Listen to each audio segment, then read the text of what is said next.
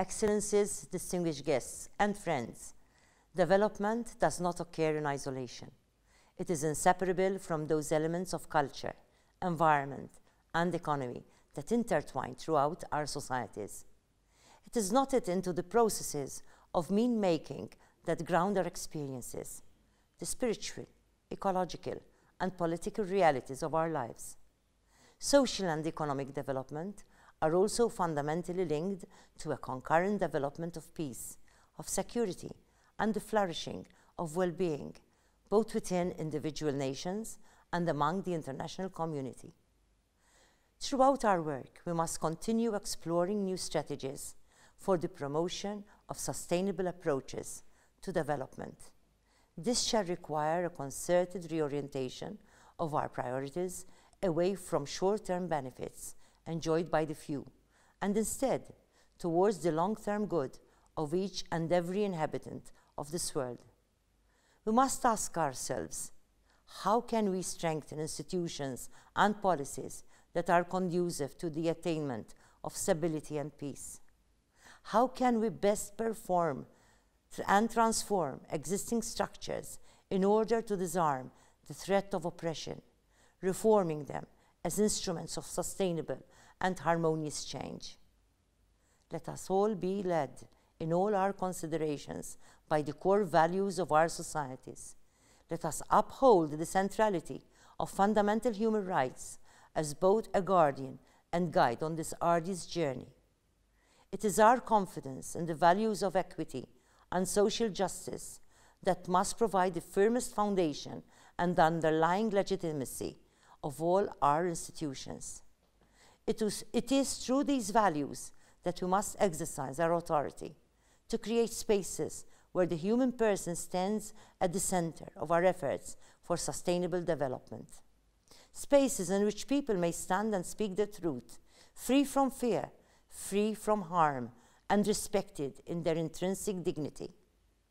Flows of trade, of migration, of innovation and communication are transforming the global community and its diverse cultures. However, our global community is also fragile.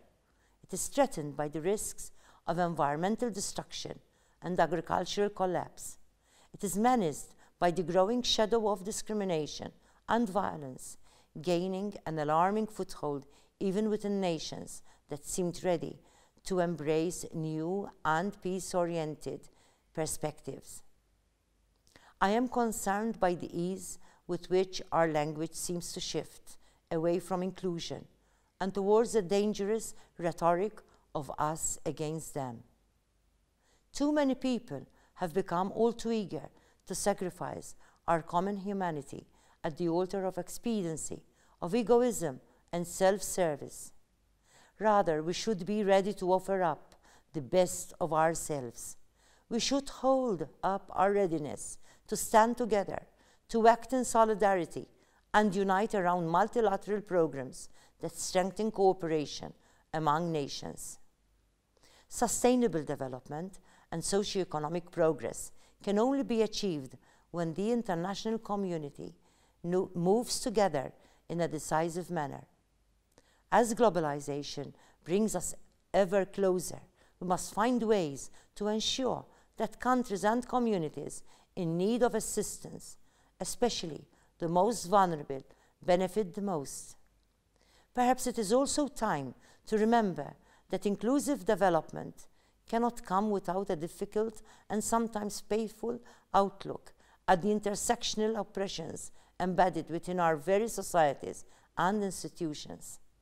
We must cast an honest eye upon ourselves and ask, how must we change our lives in order to make sustainable development throughout the world a reality? If we are so desperate to see a transformation in the world, how are we willing to reflect that change within ourselves? It is clear that economic activities are a necessary basis for social progress. They both enhance the prosperity of communities and present creative opportunities for individuals to express their initiative. However, the free interaction of market forces must be paralleled by public policies that correct market failures and complement market mechanisms in order to maintain stability and promote sustainable growth on an international scale. If our efforts at securing sustainable development are to be meaningful, this growth must be oriented towards the aims of social justice, of responsibility, and the fair participation of all. If we agree that social development's ultimate aim is to improve the well-being of all people, then we must accept that we share a responsibility to empower democratic institutions and respect for human rights and equal economic opportunities. We must promote the rule of law, cultural diversity, and above all, the active participation of civil society. Citizens must be empowered with a sense of agency in our processes of governance and decision-making. These are important in any healthy democracy and the harmonious implementation of sustainable social development. Every member of society must share in the opportunity to play an active role in the life of their society. And in this regard, the equal inclusion of women and gender minorities is essential. Together with my Foundation for the Well-being of Society, and in celebration of this year's International Women's Day, we recently recommitted ourselves to the objectives of Malta's participation in UN Women's He-for-She Solidarity Movement by fostering the engagement of men and boys in the struggle of equality. All genders stand to benefit. By casting a critical eye on the obstacles that continue to limit women's access to education, meaningful employment, and decision-making, we are committed to examining that which impedes the attainment of well-being for women and girls. Without the active participation of women and girls, no truly sustainable social development can be possible. We must strive towards equitable partnerships between men and women expressed in family life and public life, in every sphere of work and influence. The prevailing paradigm of a strict gender binary must be interrogated and transformed if we are to see people of all genders working together to build a more humane and inclusive world. Let our solidarity with one another in the work of sustainable development find practical application in strategies that promote and are centered on the individual and their communities.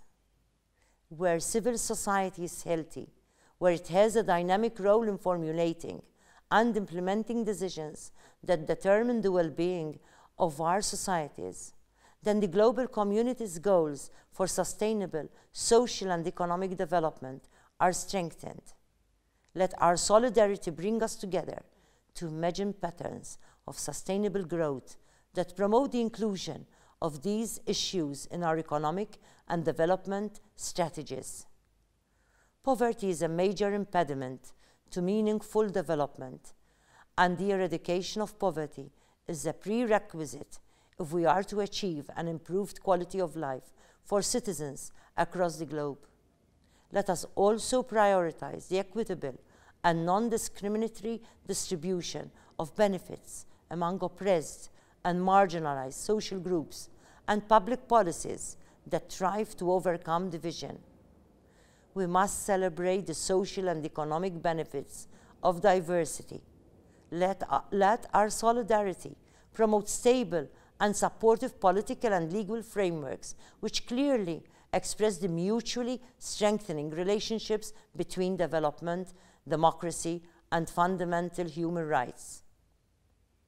If we are able to increase cooperation at all levels to replace discourses of suspicion with a spirit of partnership and friendship, we shall have made a great stride towards the sustainable pursuit of peace that is at the root of all successful development. With the participation of my Foundation for the Well-being of Society, I am in the process of formalizing the creation of an Institute for Peace and Well-being. We have begun to bring together an international team around one table, featuring some of the most creative academics and practitioners to discuss the realities faced in the Mediterranean region today. By mobilizing the enthusiasm and experience of institutions, including UNESCO, ISESCO, the University of Cambridge, and the University of Columbia, we are all well positioned to make our own contribution towards the promotion of solidarity and the prioritization of social and economic development in the region.